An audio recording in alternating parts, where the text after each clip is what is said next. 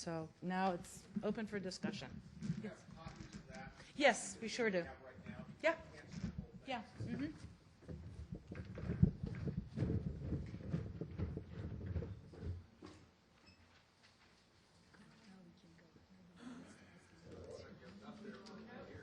They're actually just going to, they're going to get a copy for you. We have copies. Oh, all right. While the copies are getting ready, if you want to queue up and ask questions, by all means, please. Go ahead.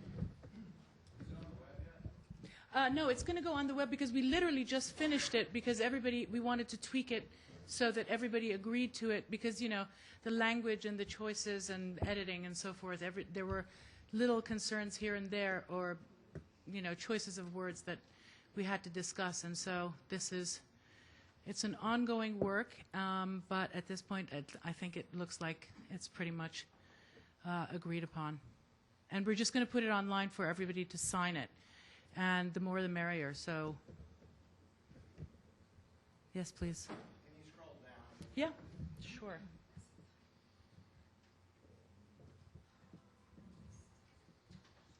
That's good there. I'm not sure who this is directed to, but in terms of its persuasiveness, it seems unnecessary to I mean, it seems to me that you're unnecessarily creating a problem with people in terms of the response that people would get. It's primarily a document about ideas, and to have included the words of power-hungry men, it's not really necessary, I don't think, to convey the idea. It would piss off, you know, men who are Islamist unnecessarily. I mean, if your idea is to try to influence. I mean, I think you could say totalitarian ambitions and the rigid structure of orthodoxy without having to, use that particular phrase. Okay. Yeah, sure. I would just like, Could I ask everyone to use the microphone? Yeah. Yes, please. Please. then I'll have to come The forward. problem, unfortunately, when we say power-hungry men, this is the core problem of really jihad. Jihad is, in my opinion, is a very good system to accomplish Arab imperialism. And when you accomplish Arab imperialism, it is fulfilling the dreams of many, many power-hungry men. So I agree to that. These are the feelings of the people who come from this part of the world. So basically, We've suffered so much under the power of hungry men. I've lived under dictatorships. I don't mind this at all. none of us have, so. Since none of their representatives were here, I had the good fortune to meet, or bad fortune, the CAIR representative in the area, Ahmed Badir, who dismissed this whole gathering as a gathering of atheists and non-Muslims. Would you, for the record, or at least for my record, tell me how you would respond to that broad brush criticism? It's the only cavalier form of spin that could possibly be given, and it's precisely that mentality that has brought us here. It's the level of intolerance and the refusal to dialogue and accept the fact that you could people could basically be of, like I said, of one quilt, different patches to the same quilt. So that is literally the sound of intolerance to me. I'd like to comment on Mr. Badir's expression. This is an insult to my intelligence. Where is CAIR when it comes to human rights in the Arab world? Where is CAIR when it comes to oppression of Muslim women? Where is CAIR? What is CAIR doing to fight terrorism? All they're doing is they're stirring up Muslim Americans against the system here. They want us to vote in blocks so they can conquer America to Islam. That's what their mission, according to their founder, is. We reject CAIR as a representative of Islam in America. They don't speak for us. And if you really look at most Muslims who came to America, they came to escape exact what we're talking about here in this conference. So CAIR represents really the best interests of radical Islam in the Arab world. They don't represent the best interests of Muslim Americans who want to live in peace, who want to become part of America. Some of the representatives of CAIR were advising Muslims to stay away from blending. They call it blending in America or assimilating in America. So if this is the mission of CAIR, I reject that.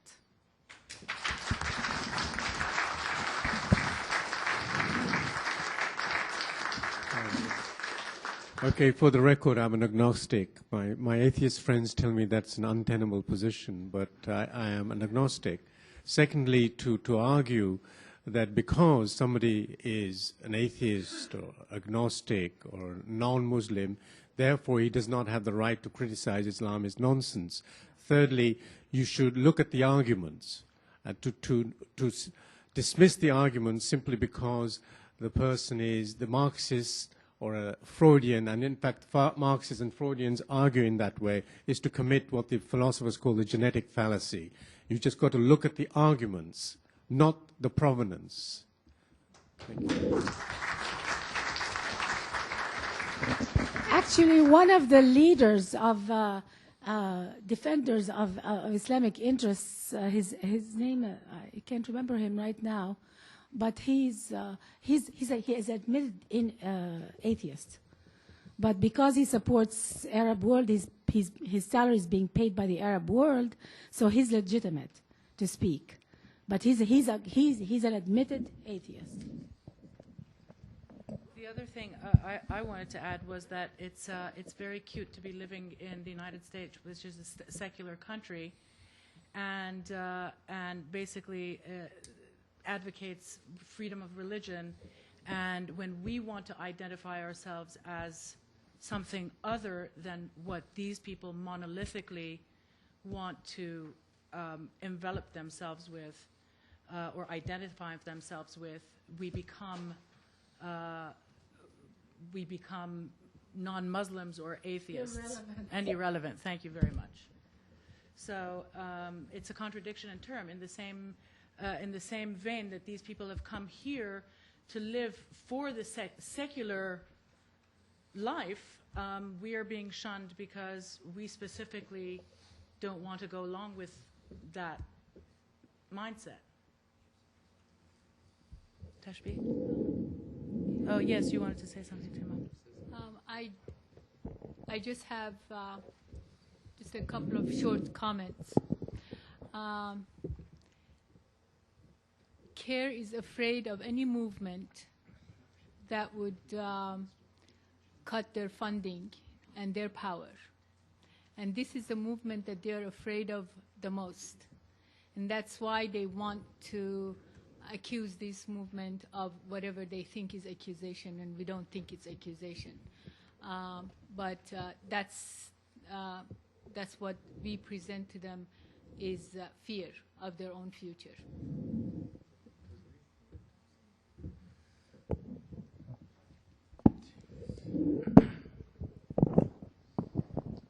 By calling this group as non-Muslims or declaring a Muslim like me, I'm a Muslim, declaring me as non-Muslims confirms the institution, that evil institution that is represented by radical Islam, which is called takfir. Al-takfir, the institution of al-takfir, is the foundation of Wahhabism and radical Islam and fascism. How can they declare someone as non-Muslim? Are they in communication with Allah? Has Allah told them that these people are not Muslims? I do not use this right to declare them as non-Muslims, although their actions are so much un-Islamic that because of them, people are calling Islam an evil faith. I condemn CAIR because CAIR is a representation on un-Islamic paganism. Go, Tashbih!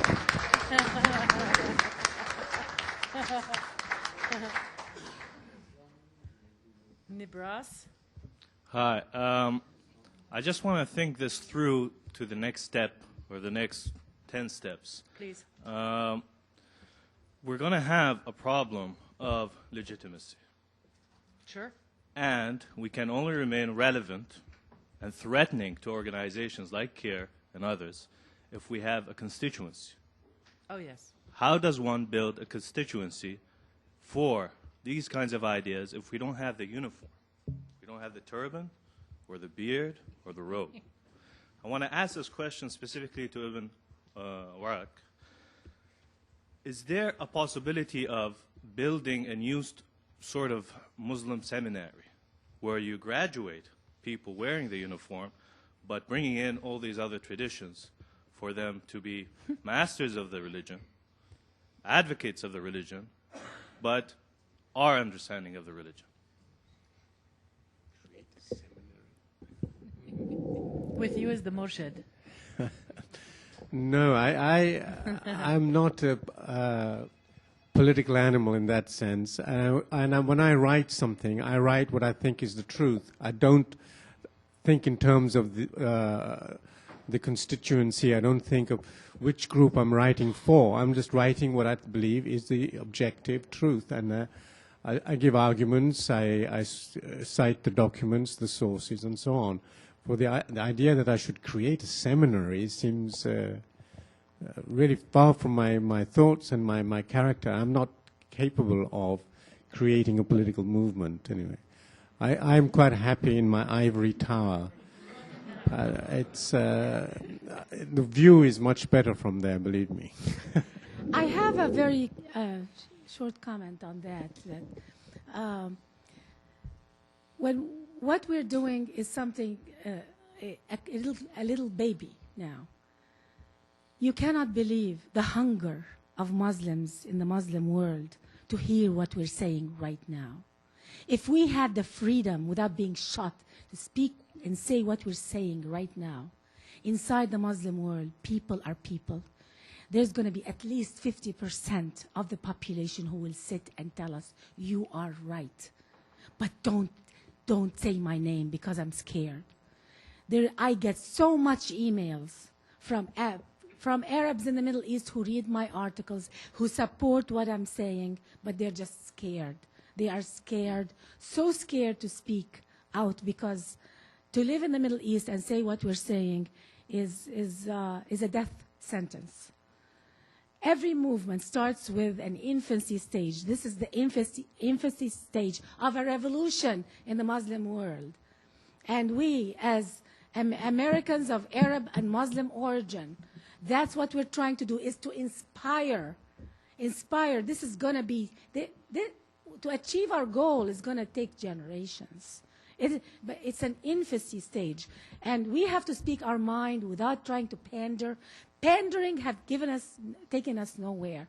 And I agree with Abu Waraq, because we have to speak our minds, the truth, what we believe in, and if we start pandering, then we will lose our credibility. And half the Muslims in America don't even practice Islam anymore. They don't even want to go to mosques for the same reason. And they are living their lives in a void, in a spiritual void. Those people are so hungry for this declaration. They are hungry for this declaration. And I am sure this declaration will live a very long life. This is not going to end here or today. This is going to be on the internet with signature after signature by Muslims, and it's going to grow like wildfire. That's my prediction. There's also another thing.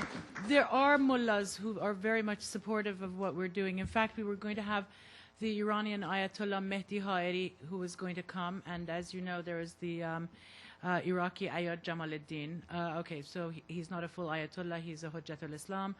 But the bottom line is that there are plenty of the mullahs who believe and agree with us, and actually I think that getting them to back us is going to be a no-brainer.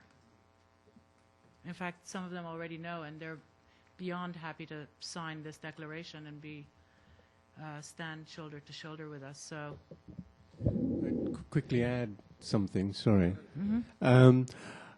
I perhaps I spoke rather hastily because I, like many of us on the panel, I imagine, we have received an incredible amount of support from individuals by email, via letters to my publisher, and I've met an incredible number of people from Islamic countries at conferences. I don't usually have a badge. I always forget. It drops off. I lose it. But last October at our conference in 2005, sorry, not year before, I did have my badge on, and a group of sort of Middle Eastern-looking people came towards me and said, "You are Ibn Waraq?" And that, I was frightened out of my life. And I said, well, "Who wants to know?" You know? But they were absolutely delighted. He said, "Please accept our thanks. Your books have changed our lives." So I have had an incredible number of letters from women from North Africa telling me, encouraging me to carry on with my work. So we do have a constituency out there, and I'm sure other members, other people who have spoken, other delegates like Tasbih and Noni and Manda have had, and Sharia have had a similar experience. Well, so far as this legitimacy is concerned, let me share my experience with Tatarstan.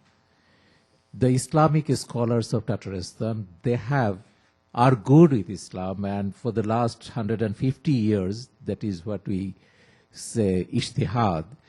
They belong to Ijtihad, remain in Ijtihad for the last 150 years. Now they have come out with the conclusion that drinking alcohol, eating pork without offering 5 times prayer, or not fasting in the month of Ramadan, you can remain a Muslim. This is something very interesting, and I have long discussions with the scholars, Islamic scholars of Tatarstan. They say that, well, we have to address Europe, and we are living in the 21st century. Forget about those parts of Quran that is irrelevant for 21st century.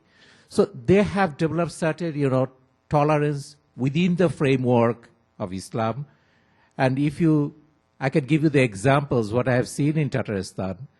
Muslims are contributing money, fund, to build up churches, monasteries, and synagogues in Tatarstan. Vis-a-vis, Christians are contributing money to build up mosque in the neighborhood. The population, between two major faiths, 48% are Muslims and 42% are Christians. And interfaith, marriage in Tatarstan, the rate is 33%, marriage between Muslims and Christians. So, as we have, I don't know that diplomats from Tunisia is still here. There are few, secular Muslim countries that could play certain roles, When I visited Tatarstan, I talked to the president and his advisor and the others, I told them that, well, why don't you take such initiative? And they say that, well, their universities are there. They have Islamic universities also, but there they are teaching all theologies. That is not only for Islam. That is the most tolerant view of Islamic, ideas I have seen in Tatarstan. I think that Tunisia or Morocco or country, even if we have a secular government in Bangladesh that we had in 72, 73, 74, definitely we can do that. Apart from that, the civil society, the secular civil society in Islamic countries, that definitely they have certain legitimacy. And individual like Waraq and others whose books are there, these books and these individuals are like one institutions. These are our legitimacy. Okay? Thank you. At this point, I just wanted to point out that one of the student leaders of the 1999 student uprisings in Tehran, Iran, is here with us today, and he wanted Amir Abbas. This is Amir Abbas Bakhravar. He was in prison in Iran for 5 years, and he wants to make a comment about this subject as well. since he's been fighting it, and he's just come from Iran about less than a year ago. بیا اینجا هم بگم. بیا اینجا. And I'll be translating. اونو بردار، اونو بگی. نه، اونو بردار. من ترجمه میکنم. بگو. Hello dear.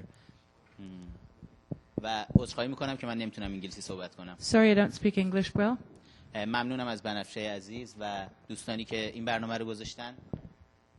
کوتاه ولی. گفتی؟ اینو نمیدونن مردم من چی گفتم. نه ولی کوتاه حرف بزن.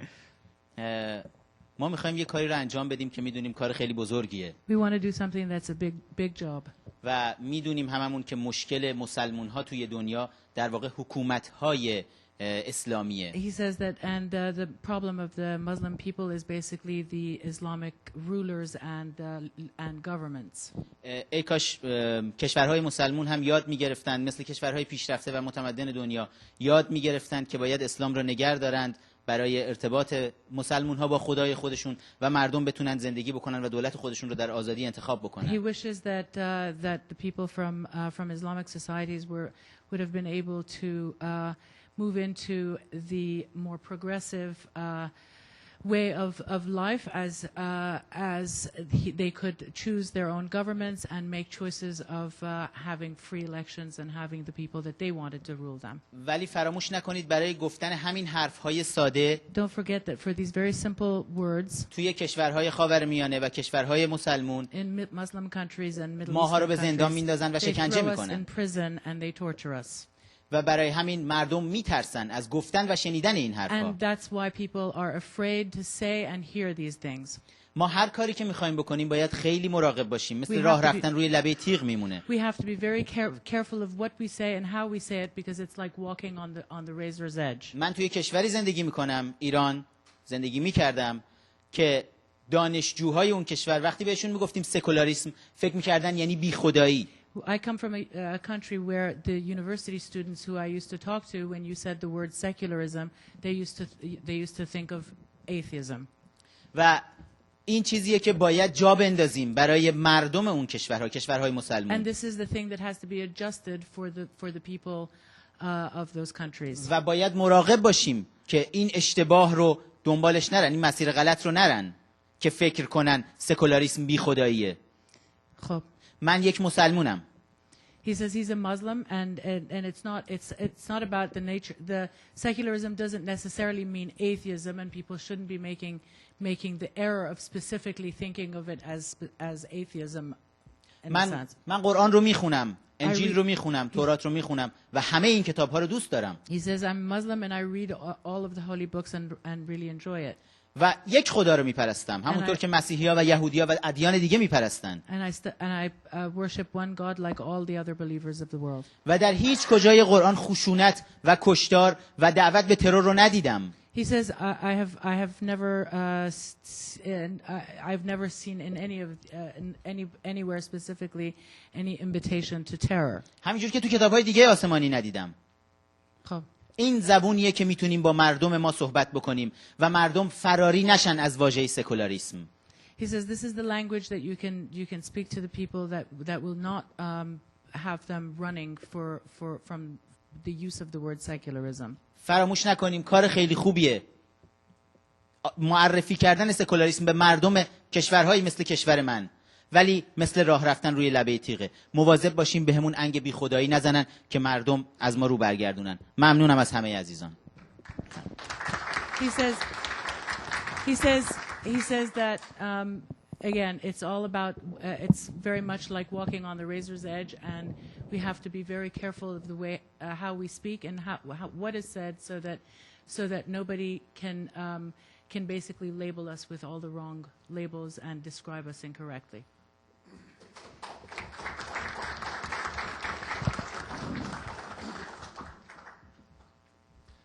Yes, I just want to say what a breath of fresh air this is for me, and I know there's thousands of other people like me that want to be able to say and criticize what's going on, but we're not anti-Islamic by any stretch of the imagination. We're more human rights, human freedoms of women, and just oppression, being able to speak out like this, it's just basic human rights that are transcendent upon everyone.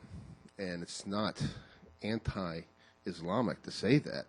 And for you all to be here where I can say, well, no, it's not just me saying it. It's even Warwick saying it, okay? Or it's Irshad saying it. Is that it? Oh, okay. You worried me sitting there looking at me.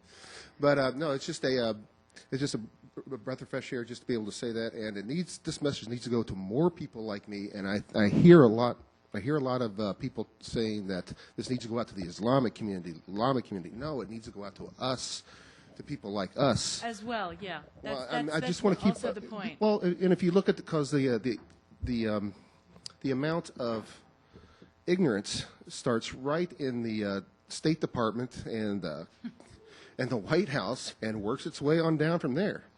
And even you had the Congresswoman here the other day. She was just saying, well, you guys need to do this. You guys need to do this. No. We need to support you doing this, and you need to support us doing this. That's how we're going to defeat it.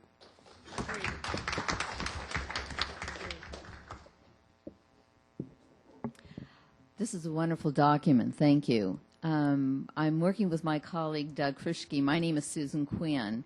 To find a way of bringing people together, particularly starting in the Los Angeles area, to people who believe that this really is a serious problem, jihadism, and who want to focus on American values, and also want to focus on, again, supporting progressive Muslims. Our dilemma is, and if you can be specific about responding, is how we find them, how we bring them out, because I know they're afraid, how we can communicate that we really do support them and want to promote what it is they stand for. And we're really struggling with how we find them because of the fear they're experiencing. First step is cut the PC crap. Mm-hmm. Could you be more specific? Okay. Could you be more specific? I'm so sorry to be so blunt about it, but so many people are so PC. The fact is that playing the victimhood card, which so many people like to do, is just the most aberrant stuff in the world, and anybody can play the victim. I left Iran in 1979. My father is a political prisoner in Iran. He's an intellectual and a journalist. I am not a victim. I'm an empowered woman, and I'm out here to face my enemy and take him down. Okay. And as far as I'm concerned, I don't need anybody to apologize about my enemies for me. And so many people are absolutely, I find the dispassion, the absolute cruelty, the abject cruelty that I have faced trying to explain to them the plight of, for example, 3 million children under the age of 12 living on the streets of Iran, hungry, parentless, and in a country that's the second biggest oil producer in the world. They have nothing. 50 million people in Iran live on or under the poverty level, $1 a day. And as far as I'm concerned, when somebody tries to tell me, Mr. Khatami is a reformist because they just want to take the easy way out of listening to rhetoric and word games, and they argue with me, who lives here and respects the rule of law and has assimilated and brings with myself the beauty of the Persian culture, and I want to share it in this melting pot with people. I have people apologizing to me about the guy who wants to wipe Israel off the map. Sorry. No, it's okay. I'd like to add I don't know if before you go on, Nani, I'm not really, maybe I'm the only one who's being dense here. I'm not sure if you're responding to the way I said we were trying to reach progressive Muslims. No, I'm just saying that's the PC stuff. That's the PC stuff that we hear. So really, literally, what we're saying is speak to the people in the sense that that embrace the people who are like us, are willing to put our faces out there, willing to work hard and coming together, coming up with creative ideas, and just stay by our side and don't walk on eggshells with these people who try to. That's the first way Okay. of getting people out. Okay, I'm understanding now. See? Thank you. That's what I Yes. mean. I am in Los Angeles, and I'd love to help you in any way, but I would like to stress a fact. We came to America because we love America. We were told by many mosques in America, don't assimilate. So, and I see many American people, just like you, wonderful Americans, who want to extend their hands to Muslims in America, to bring them in, to make them part of the culture. You have done your side. It's our turn now. It's our turn to extend our hands to you and say, welcome, we are here in America. What is our job now to become part of America? You have done your Thank part. you. It's our turn That's really helpful. Thank to you. do our part. You can't keep begging them to come out of their little mosques or society. No, I understand. And I think that somehow I would Because encourage if you to they- communicate this more clearly, because this is the first time I'm really getting, this is a very different message and approach that I would have used. And so I think this is a piece that was really missing for me. Yeah. Oh, I'm not. I'm really glad to hear it. Americans are the most generous people. I have never felt any discrimination after 9/11. And you know what? A lot of Americans are so sensitive to, are we doing the right things with Muslims? Yes, you are. You've been so generous after 9/11, so courteous and so nice to us. And very few of us spoke for this country. It's time for us to speak for America. Oh, lovely. Hello, Nina Rosenwald, Hudson Institute Board of Directors. A comment and a question. There seems to be a bit of a confusion about if I don't pray 5 times a day, that means I'm a Muslim or not a Muslim. All I can do is try and share with these people from our heritage, which is 5,000 years old. They were trying to decide in Israel who is a Jew. They do that sometimes, big discussions. And finally, they came up with the solution. The house of worship you don't go to is a synagogue and not a church or a mosque. So if that's of any help to anyone. My question is, I mean, you know, you're still Muslim. I'm still Jewish if I eat bacon. So ma'alesh. But Nani, you raised a very, very salient point a few minutes ago, talking about intimidation. And I think that's really one of the most chilling things that's been going on. I was wondering if it's worthwhile to consider either this organization or a computer genius or somebody putting up intimidation watch and keeping track of the mechanism by which these groups are silencing everyone. Thank you. We were thinking of putting up a fatwa counter. You know, I think we should have, that's fantastic, that great suggestion, because one of the reasons very few Muslims, one of the reasons, not the all the reasons, very few Muslims are speaking is because of the shaming in our culture. We are a culture of shaming. Pride and shame is a very Arab cultural feature. That's how they control us. They tell us, shame, shame, shame, okay. They reward us for following, being exact photocopy of we just follow the same conventional wisdom. And if we don't, then we're shamed, or we're intimidated, or criticized, or we can have death threats. Death, Well, this is absolute death threats. And this is our culture. So to find, we should shame them back. That's what we do. We should fight back by shaming them back. That's how we win the battle. We use the same tactics. Western media is not doing a good job shaming them when they accuse Jews and Israelis of concocting 9/11. It's a Jewish conspiracy.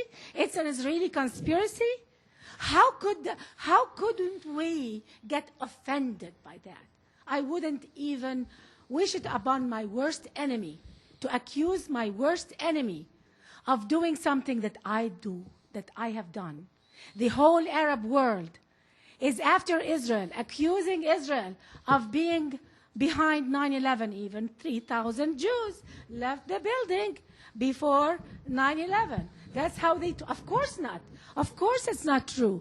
But what happens is this is the conventional wisdom in the Middle East, and shame on them. Shame on my people for accusing a decent culture and an honorable culture and an honorable religion of failures and deeds of ourselves.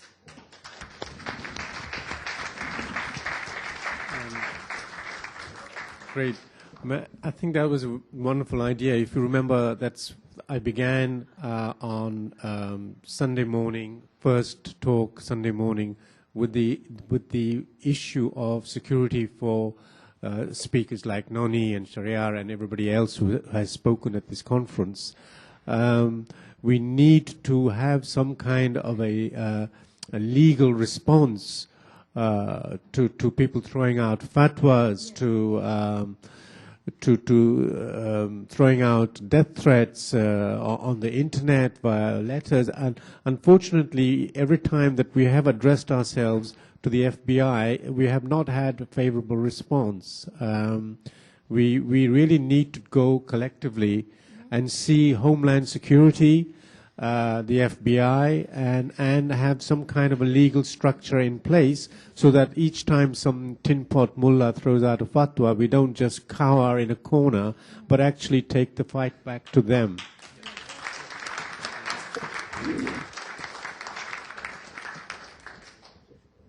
Am I up? Okay, good. I also think that the declaration is wonderful, and I applaud all of you who took the time to craft that and sign on to it. I know just getting that place is not an easy task.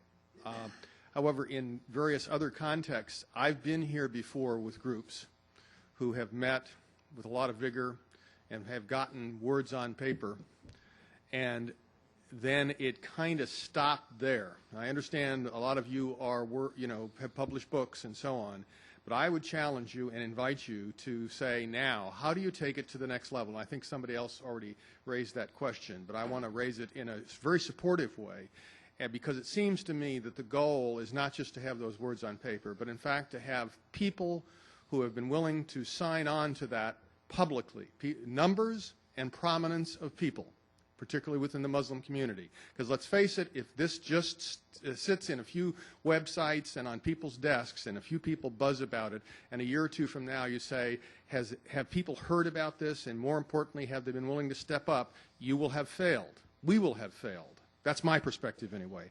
Operating from that assumption, then, I ask the question, either what is the plan for rolling this out and achieving the goal of having a meaningful number of people and meaningful people of stature who signed on to this, and have the rest of the culture, both Muslim and non-Muslim, see, my God, there is a movement that's going here, and it's going in the right direction, and feeling like it's growing. I'd like to know, is there a plan? Now, and by the way, I would imagine there might not be. Who is it? And I would, since part of what I do is work with organizations and leaders and teams, I know that if you walk out of here and no one person says, I've got the accountability to move this forward, it will not happen. If 3 or 4 or 5 or 6 people are kind of looking at each other and saying, we'll all do our part, very little will happen. So I invite you to also consider that. I don't know what the leadership structure is and the decision-making structure and so on, but consider that. I would also lend my help to you if you would like it as a consultant or advisor or whatever, that I can give my expertise. And there may be other people in this room who do the same thing, so it's not in the spirit of specialness, but how do you move this forward? That's what I have to say. If you want to respond to my questions, I'd love to hear it. Yes, this is a very important issue, that of what should be our next step. Yes. Just passing out a declaration, adopting a declaration, it is not enough. Since I have come from Bangladesh, I can tell you about our, what we are thinking about this declaration or about this initiative. I represent Secular Forum of Bangladesh, and we have different chapters in different parts of the country. We have 80 libraries and other chapters of our forum. And we are going to campaign, it's a signature campaign will go on in Bangladesh, because most of the people in Bangladesh, they don't have any access to the internet, or there is no computer. There are certain places there is no electricity. But It could be signed, you know. We are going for a signature campaign. Good. But most important thing is there are, you know, similar forums, secular forums in different Muslim countries. There are secular people, secular intellectuals in different Islamic countries. We don't know each other. Yesterday I was telling that the jihadists already built up their global network, but people who are fighting against jihadists in different Islamic countries, we do not know each other. So through this declaration, you know, we'll be able to build up a network with different Islamic countries, you know, who are fighting against jihadism or fundamentalism, whatever you say. So this is a beginning point, you know. This is a starting. Now we are looking forward to build up a global network against Islamization or whatever you say, jihadism or, you know, fundamentalism. We need a global network of secular humanists against jihadism. Okay, that's what you're going to do, right? Yeah. Yeah, okay. This declaration has to be sent to the Arab League, to every head of Muslim state, to all the intellectuals in the Middle East, to all the media in the Middle East. And the West has to help us with this, because the West is divided. The West is divided. Our media is still trying to be very politically correct. They are not when the radicals are speaking and fuming their radicalism, insults, cursing, a lot of cursing in Arab media. We all take it like, okay, and we look the other way. We have to start judging them on every word and get offended. We should start getting offended. They get very offended when just one cartoon comes to offend them. And they act with total passion and globally with anger. Where are the Jews to be angry about being accused of being behind 9/11? You have to get angry. You have to speak out. The Jewish people have to start getting very angry about the lies, the misinformation and accusations that are totally baseless by Arab leaders, by Arab preachers, by Muslim preachers from the pulpits of our mosques. These lives have to end, because we shouldn't do it to our enemies. This should never happen. And you, Jewish people, have to start getting insulted and getting mad and getting angry in the media. Our media has to start exposing the hypocrisy in the Arab world more. It has to start exposing all of the hate speech. The movie Obsession is a start. It has to be on every American television.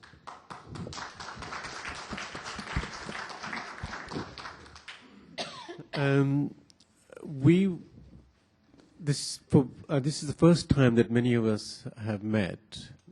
We did not know how this summit would go, and we were apprehensive, we were hesitant, and thanks to the energy of Austin and Banafsheh, it has got this far. I've been sort of living like a hermit, working on a book and so on, and I'm not a leader. I'm not a leader of people, but we were quite stunned in a sense. With I think so far the summit has been successful. And we are a bit stunned by it, and we will definitely discuss the next step. I was really very pleased to hear the ambassador from Tunisia perhaps have a conference in an Islamic country where we are guaranteed safety, security. So we're going to discuss it in the next few days. We don't know where we are going, but we are very pleased with your response, with the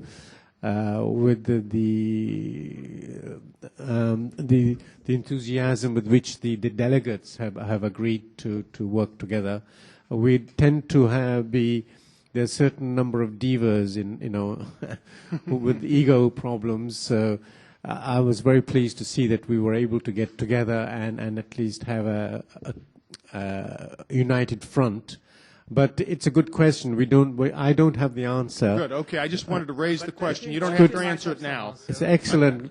Good. I want to thank you again for what you've done. Austin, the question is, what is the next step? Do we just leave the declaration as it is and it gets forgotten, perhaps on an internet website? Austin, let me one, what's the next step? But more particularly, who, when we leave this session, is saying to themselves, when everybody else forgets about this, it's my responsibility to move this forward and to coordinate the efforts in whatever way is appropriate with all the people. If there isn't somebody who says, I got it, then this will be likely to flounder in mediocrity. So I just offer that.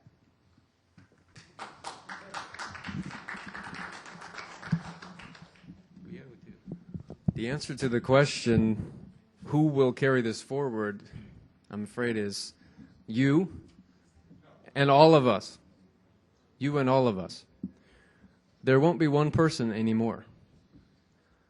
There is, as Noni said, now a movement for secularism in Islamic societies. That was the goal of this convention, where before there had been disparate individuals like Wafa Sultan, like Noni Darvish, like Sharia Kabir, like Ibn Warraq, who were fighting for the opening of these closed societies. Now there will be a global network. We know that the jihadis and the Islamists have their global networks funded by Saudi oil. Now we are building a global network. We have only to, I guess, discover secularist oil. Maybe that's where some of you can come in. The Secular Islam Summit this year was funded almost entirely through the generosity of a handful of individuals here in the United States. We were sponsored by the Center for Inquiry, which is a rationalist think tank based in New York, which advocates for freedom of conscience, reason, and secular values around the world. We published the magazine Free Inquiry, which had the distinction of being the only U.S. magazine to publish the cartoons of the Prophet Muhammad. And we got ourselves banned from Borders and Walden bookstores for that, which was the best thing that ever happened to us because it was announced around the world. So they're my two new favorite bookstores. But the Center for Inquiry is a not-for-profit organization, and if you want to support this effort, support the work of all these people, you can approach us. We always are looking for support, material, financial, donations in kind, your ideas, your sweat and blood, and if there is going to be an institution behind this movement, the Center for Inquiry is here. I'm saying as a representative of it, the Center for Inquiry is ready to be that institutional representation, but I'm sure there are many, many other organizations which we can partner with. I had a motion from the floor that the body here assembled would vote to approve or not approve this declaration, the St. Petersburg Declaration. So if you will, we have a second. So if you will, could we please have a show of hands, the approval of the St. Petersburg Declaration?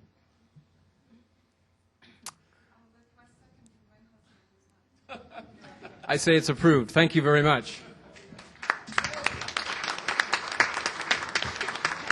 Congratulations to everyone involved.